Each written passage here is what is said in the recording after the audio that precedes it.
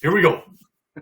One of my favorite prospects. It doesn't matter about positions. It doesn't matter about affiliates. It doesn't matter about anything. One of my favorite prospects overall, Mr. James Wood with the Washington Nationals, double A affiliate.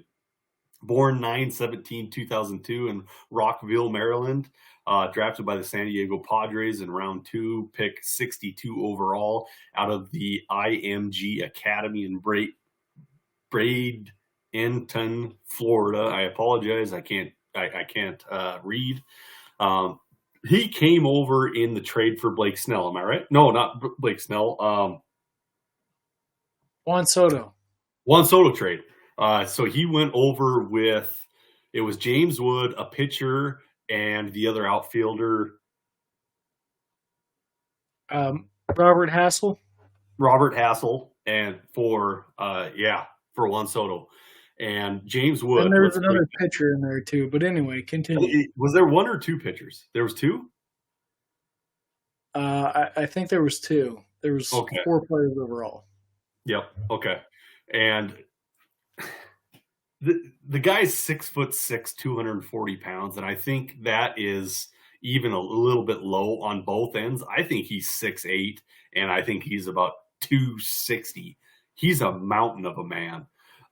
Great season last year. We talked about him pretty hard in the offseason last year.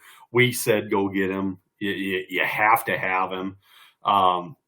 This year, 473 at-bats, 262 average, 353 on base, slugged 580 on base plus slugging, 873, 26 home runs, 18 stolen bases, 173 strikeouts, which is way too freaking high, 65 walks, 28 doubles, 8 triples. God, another guy that's just stuffing the stat line. I'm still on board. I said last year, you have to have him. If you want to be relevant in fantasy baseball, you have to have James Wood. I'm still there. His batting average suffered because of strikeouts. Was that because of the move over to the Washington Nationals? It could have been. I like to put excuses on guys that I love, especially in this zone. I'm all about James Wood. I have to have him. Okay, so I want to be very clear about this. I practice what I preach. What I say here on the show, I do.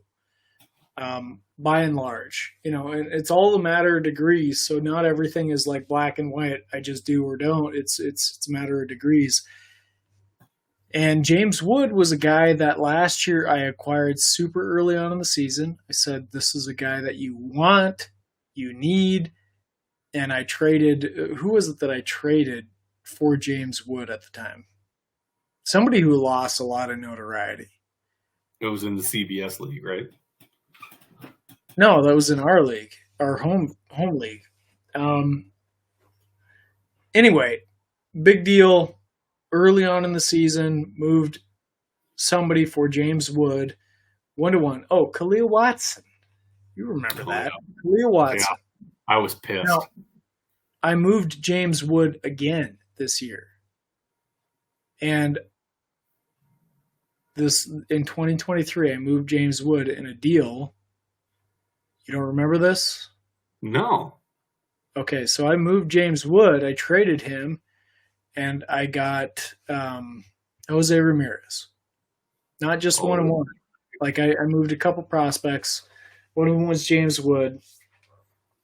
But I want to say this to emphasize that I practice what I preach. And what I am going to say here might be upsetting in a sense, but I think James Wood is a really good prospect. But he showed enough signs of challenge this year to where I was like comfortable with moving him.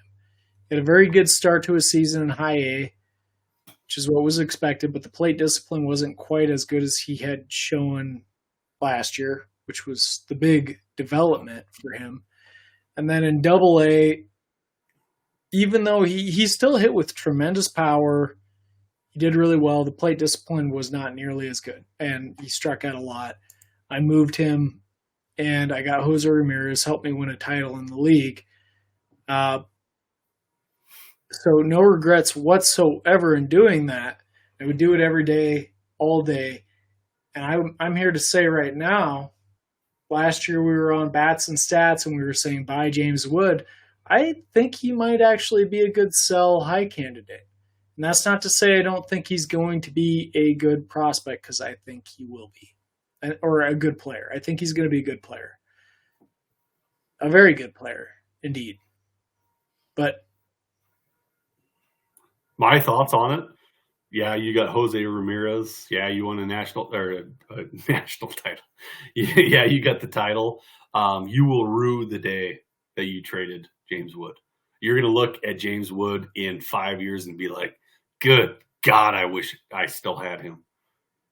You got the title. That's all that matters. We're going for titles. We're going I can only have shifts. 3 outfielders, Brian.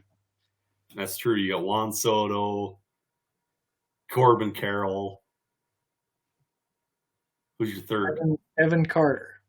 I picked Evan Carter over James Wood. Yeah, you were wrong.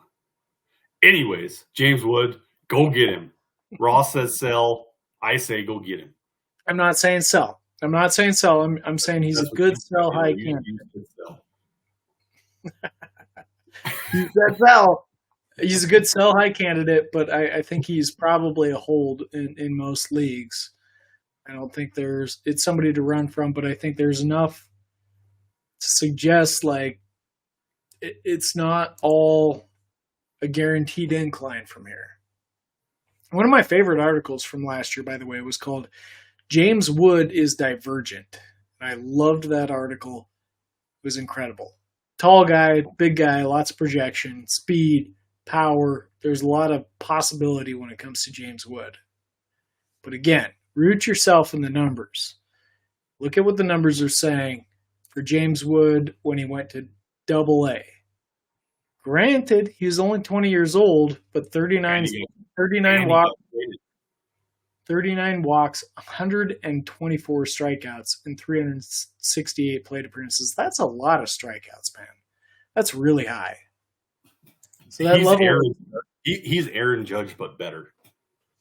He's been challenged at that level, is all I'm going to say. And he's still hit with power, so the numbers are pretty solid, but buyer beware. He's Aaron Judge, but better. That's my opinion. Talking about an MVP. Again, at the end of the day, the name of the game for me is trying to take the guessing out of the game. So